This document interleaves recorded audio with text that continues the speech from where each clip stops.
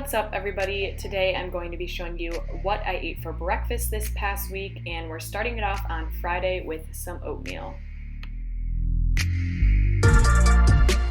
So to start, I just have this pot sitting on a low simmer. I poured some water at the base of the pot just to help prevent staining, and then I'm going to add in my almond milk. I don't really measure it, but however much I poured there looks good. Next up, we're going to add the oats. Doesn't really matter what kind of oats you use. This is just what we happen to have in the pantry. And again, I'm just eyeballing it here. It might look like there's too much liquid, but you'll see the crap ton of stuff I put in my oatmeal and it'll thicken up. Next up, the essential ingredient in any oatmeal, cinnamon.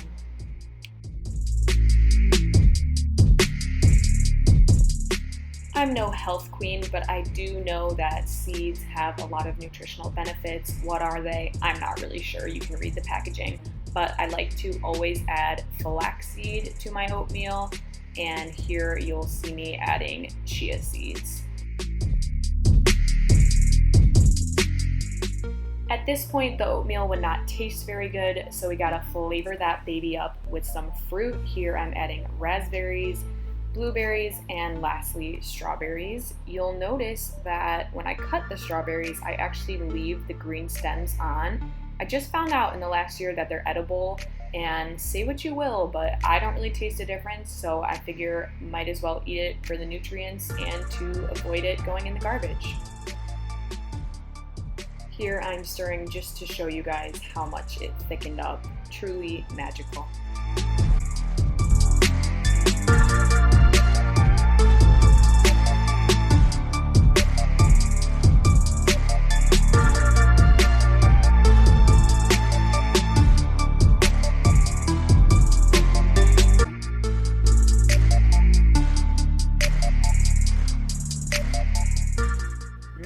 Steamy. Here you'll see me adding hemp hearts. These have protein and they also add a nice little crunch, so I always put those on top of my oatmeal. And finally, I'm adding this package that contains cashew butter on one half and a cherry jam on the other. Normally don't purchase these, but my mom and I were cleaning out the pantry the other day and we found them, and turns out they're really good.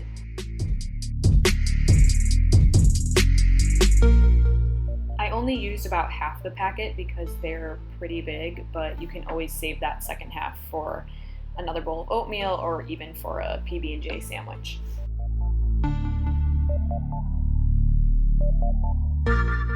Here is the finished product. It is thick with like 7 C's and super delicious. So if you've ever been bored with oatmeal and felt like it wasn't flavorful enough, definitely try this recipe out.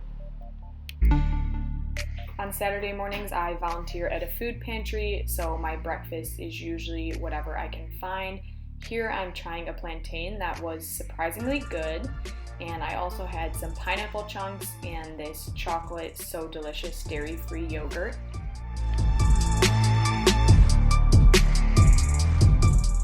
Later on, I had a vegan chocolate chip cookie, some of this almond blueberry granola, and last but not least, some pita chips, which are not featured because I ate them all before I could film any. On Sunday morning, I went out for brunch with my friend at Pick Me Up Cafe. If you live in the Chicago area, I would highly recommend this restaurant. They have a lot of vegan and vegetarian options, as you can see in the menu. Their vegan options are marked with the letter V, and the vegetarian options are marked with the word veg, but a lot of their non-vegan options can be made vegan by request. I ended up ordering the banana nut French toast, which was one of the weekend brunch specials, and I think this video speaks for itself. This French toast was incredible.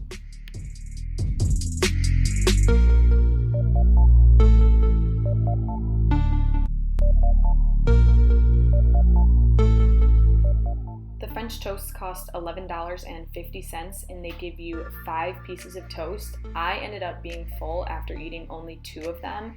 So for 2.5 meals, I think $11.50 is a really great deal. For breakfast on Monday, I had some toast along with a nectarine. I always use the Trader Joe's dark pumpernickel bread. It's my absolute favorite. I normally make avocado toast, but we didn't have any avocados today, so I used the Kite Hill cream cheese in the flavored chives, and it was pretty good. I would recommend it.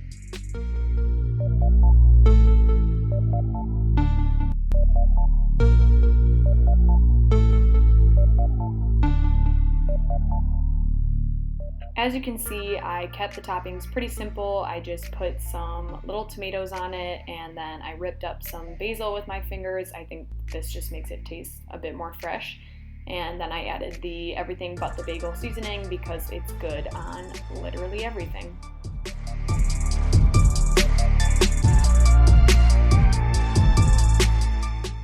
Monday ended up being a two-part breakfast, which was pretty much inevitable since I had these leftovers sitting in my fridge and I wasn't gonna say no.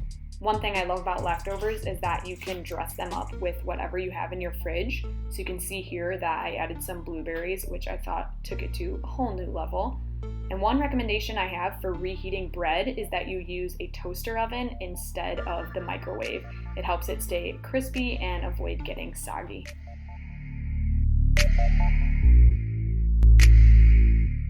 I wanted to try something a little different on Tuesday for all you savory breakfast lovers, so I made myself some breakfast potatoes.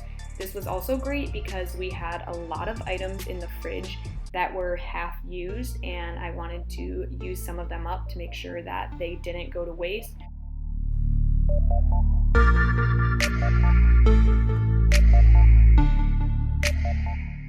I would normally use a yellow or white onion for this recipe, but like I said, we already had a half-used onion in the fridge, so I thought I would just use that purple onion.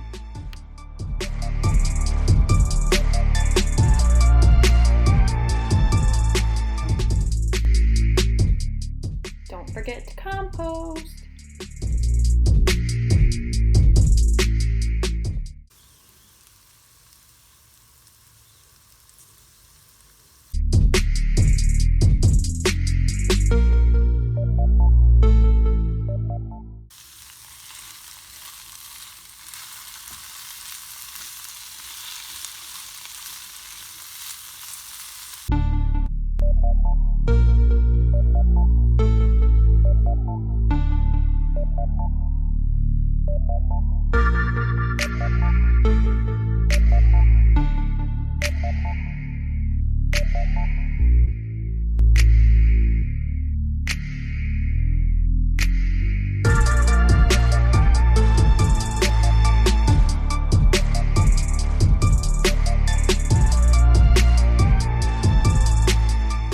I like to add the greens last since they wilt down pretty quickly, so here I'm just adding the arugula.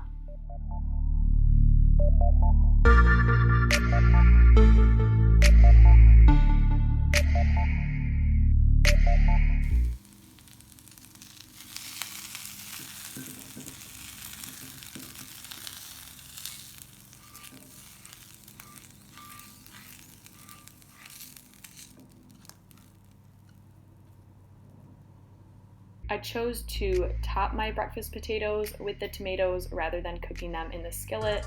Something about warm tomatoes just sounds kind of gross.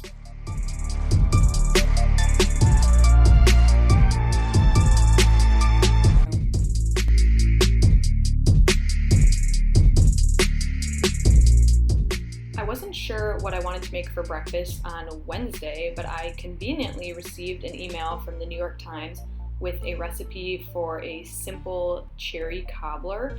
So I'm just gonna play this video and show you guys what I did to make it, and I'll put all the measurements below. A lot of it was really just eyeballing and estimations, but I'll put that information in the description if you want to make this yourself.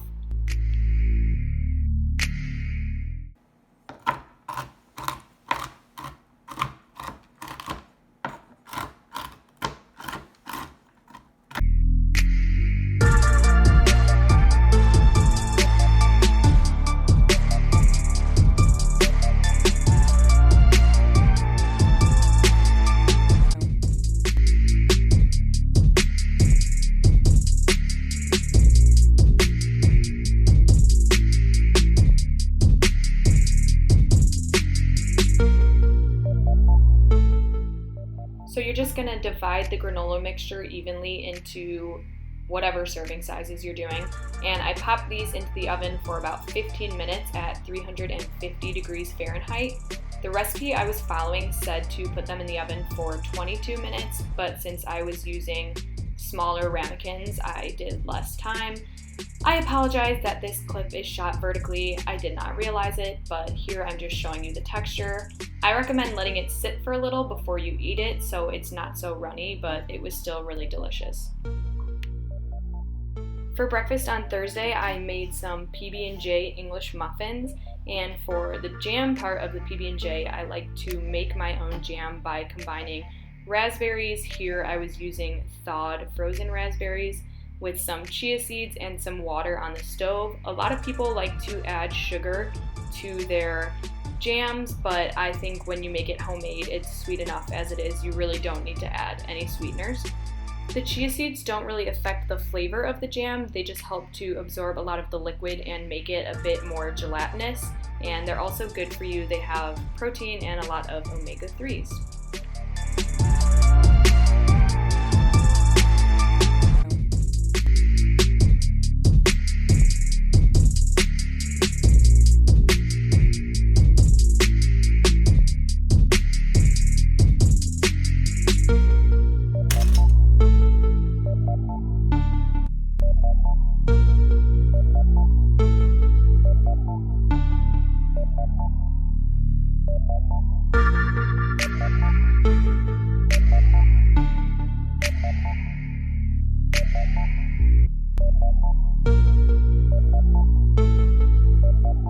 I forgot to include cinnamon when I showed all of the ingredients, but I think that peanut butter and cinnamon is a bomb combo. And what I love about these English muffins is that you can really alter them however you see fit. If you'd rather have blueberry jam or strawberry jam, you can do that. I personally prefer raspberry. And normally I would top these English muffins with banana slices, but we didn't happen to have any today. But they're really customizable and you can top them however you like. I topped these English muffins off with some hemp seeds, which are a great source of protein, and something I love about this meal is that it's so simple to make, but you're getting all your macronutrients. So you have carbs from the bread, protein from the seeds and the peanut butter, and also healthy fats from the peanut butter. Look at these babies. They were freaking delicious, so juicy, so flavorful. I highly recommend recreating this recipe and making homemade jam if you've never tried that. It's so much better than store-bought.